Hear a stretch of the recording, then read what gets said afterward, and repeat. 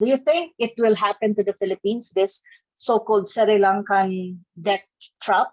And what is really behind this? Is it really true that there's such a thing?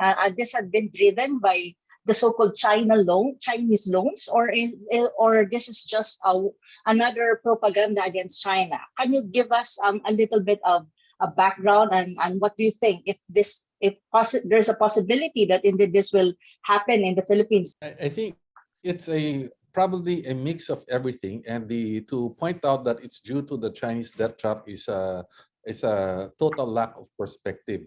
But when we talk about loans and projects over a period of time, it's always subject to the approval, and in the Philippines, subject to the approval of NEDA, Department of Finance, etc., which our country for the last several administrations, in fairness, whether opposition or what type of, we've had very good financial management by our people, and almost every term we get awarded the top central banker in the world or top monetary board officials. No, so in the course of this period, from having been a basket case in terms of finance, actually we have actually become one of the best managed finance countries in the world, such that our ratings in the Fitch agencies or other rating agencies have come to be possibly in the top 10.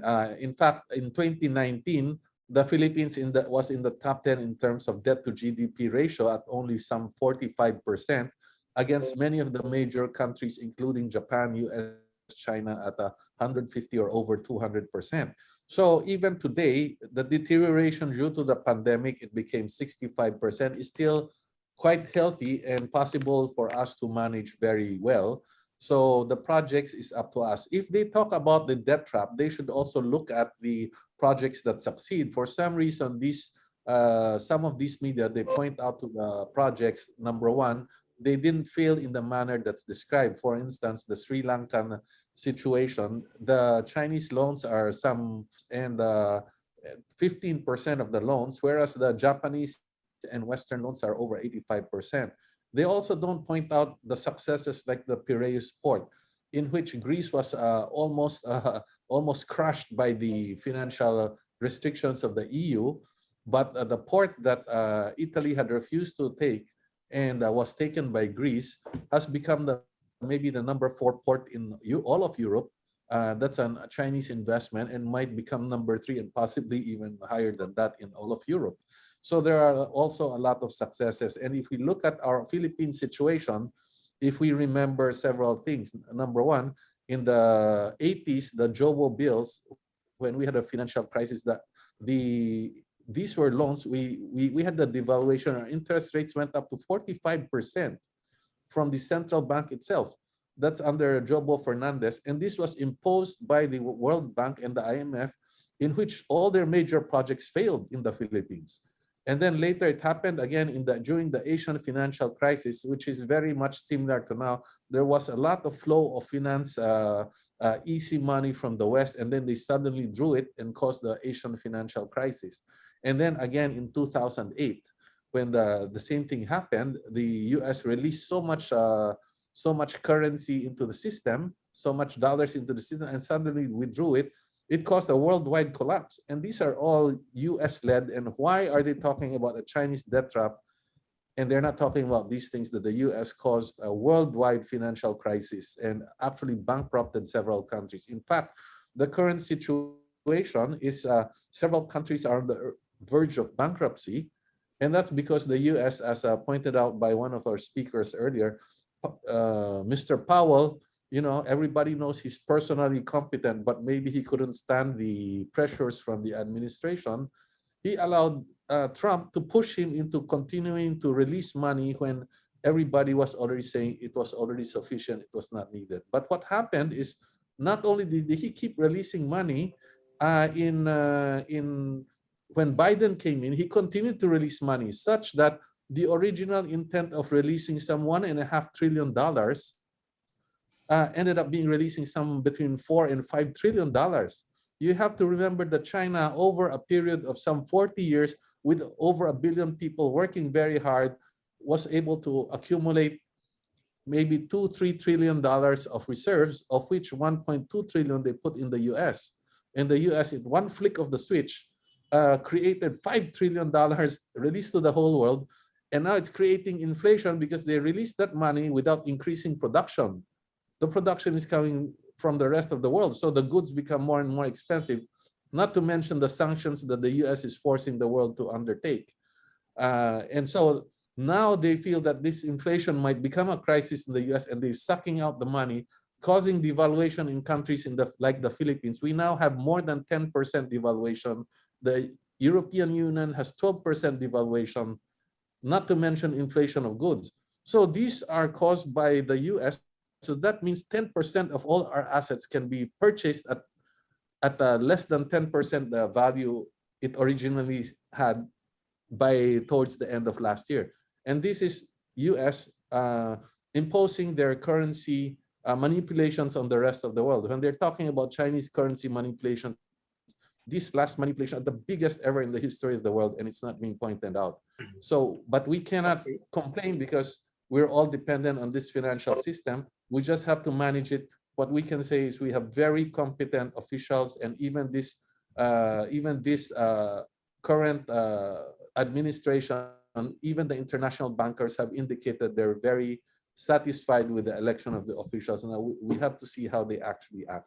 It looks like that we will be able to weather this. So can I add something, Anna? Yes, sir. Yes, sir. Thank you, Sir George. The question was on Sri Lanka. Yes. And where an economic collapse led to a political collapse, economic crisis to political crisis. It's about time that this issue about the debt trap should be set aside, always blaming China, when in fact the debt trap of Sri Lanka was already indebted years and decades before China came in. The debt to China is only about 10 to 13%. And the rest of it, up to 70%, is to the IMF, the World Bank, the International Monetary Fund. These two global institutions are always the culprit behind the economic crisis in the developing world. So let's to correct this misinformation and to put into record that no country should be blamed on the economic collapse of course, Sri Lanka itself has its own internal implosion, internal reasons for,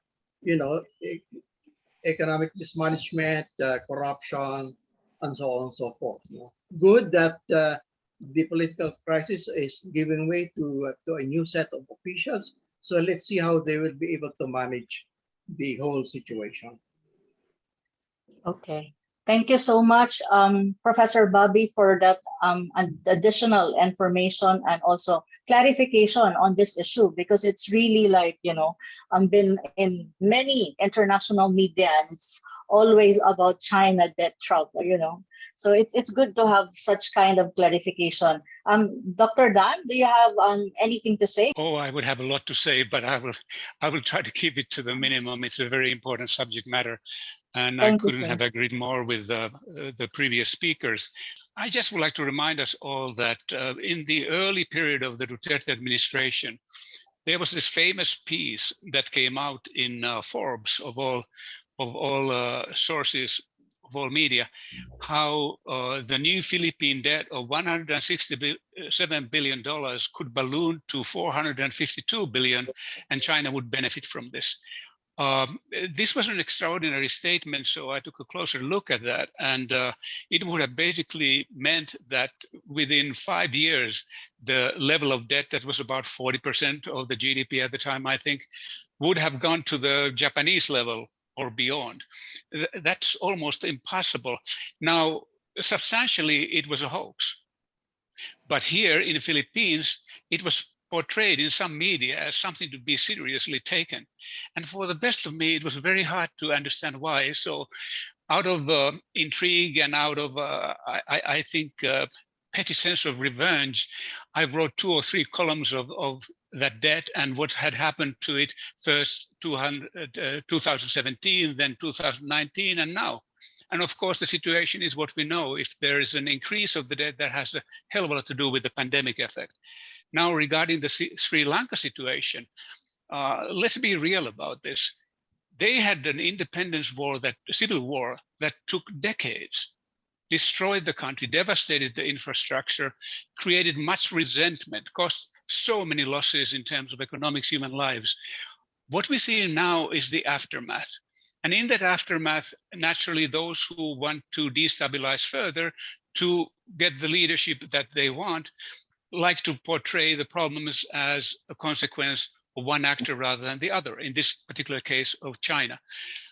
This is disheartening for another reason. I said earlier that I think nowadays you really have to choose geopolitics or economic development. You can't have both. When Xi Jinping around 2013 came up with this idea of having new type of great power relations, many of my friends on the Chinese side were actually very excited. There was a certain sense of idealism. Perhaps for once in history, we could have a situation where we could work together, where we could cooperate. Now I'm afraid that the worst has happened. And I'm not talking about the amount of guns, weapons, or arms, or money, or funds. I'm talking about the loss of strategic trust. The strategic trust that used to exist bilaterally between the United States and China. When you lose it, it is terribly, terribly hard to restore it.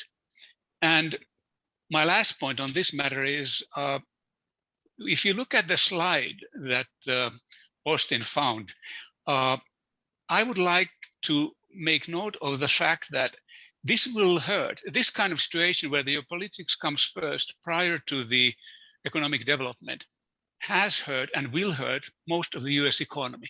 And by default, because of the great role of the US economy still in the world economy, many other countries will pay the bill, particularly those that are most vulnerable. But I don't think people understand how serious the situation is and how far it is. Just one example, the slide that you see, the level of debt in the US after the pandemic is at the level where it was after the war effort in World War II. And it is not stopping, it's not going down, it is soaring up. And that means that these deficits are projected to drive federal debt held by the public to unprecedented levels. We don't know what it means, to be honest, when they go so high. 2051, debt is projected to reach more than 200% of the GDP, US GDP. Now think about this. If you only take, for instance, Social Security, there is a strong consensus among many American analysts that the fund for Social Security might be insolvent by the early 2030s unless Congress does something. And there's only one thing that they can do, take more debt to pay for it, and so on and so forth. As a result, the interest payments will go sky high in that situation. And it wouldn't matter otherwise, but let's factor in something else. The so-called post 9/11 wars, according to various estimates by American research universities, is about $8 trillion from 2001 to 2021. Imagine how that money could have been used in the US for infrastructure, for student debt, building affordable homes, and so on and so forth. It will never happen. The repercussions are huge in the US. And that's why you haven't had a thriving middle class in the country for such a long time. And that's why people like Sanders and others are finally being heard, and I think for the right reasons. And the unfortunate thing in this is the following. If you look at Sri Lanka, their debt level, public debt per GDP, is 101%. My understanding is the US level is now higher. So there are all kinds of elements in this situation why certain countries have to default, has to do with the dollar. Now look at the situation of the dollar then. It has, in relative terms, steadily deteriorated through the years. And imagine this, my last point. If the US level of debt per GDP is now at the level of that of Italy, as it is in the early 2010s, we know what happened to Italy in the few years after that. It wasn't very pretty. The difference is that the rest of the world, and even Italy, is no longer dependent on the Italian lira, but we are dependent on the US dollar. So for the best of me, it is just hard to understand why we can't find a cooperative stance in terms of the Chinese objectives and the US objectives, and have a common denominator that's based on economic development. Any conflict that doesn't bring food on the table is a distraction. That's a Brechtian view, if you will, but I hold on to it. Thank you, Dr. Dan, for again explaining the issue further and giving us more information and at least an enlightenment about this. Thanks for watching. For more global insights from Integrated Development Studies Institute, subscribe, like, and share.